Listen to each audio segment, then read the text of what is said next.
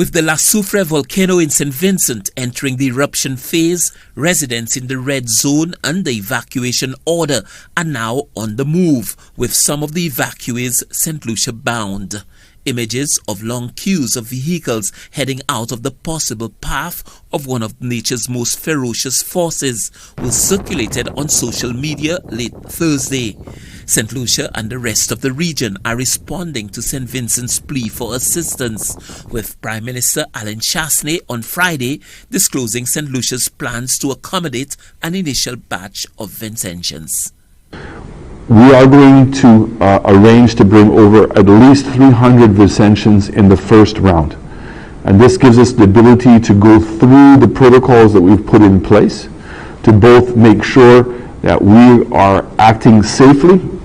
Sadly, we're still in a COVID era, as well as to be able to provide the greatest amount of support for the Vincentians coming over. The response from St. Lucia has so far been positive. The director of NEMO, Doreen Gustav, says there have been expressions of interest from St. Lucians in assisting their fellow Caribbean nationals. Persons have been calling in to ask how can we help, and so we want to thank St. Lucians and appeal again to those who have not been thinking in that direction.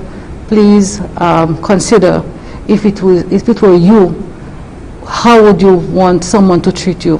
And so we appeal to the public to consider putting up the Vincentians who will be coming in, to give them a safe and comfortable space, especially those with children or school age. Though St. Lucia may be a little more than 30 miles away from St. Vincent's Soufriere volcano, the effects of the eruption may be felt here as well. Contingency plans, therefore, are being put in place for the possible impact of significant ashfall. We've also given consideration to our agricultural sector. The Ministry of Agriculture has already met with the fisher folk this week in terms of informing them of the criteria in going out, which is primarily visibility at this point.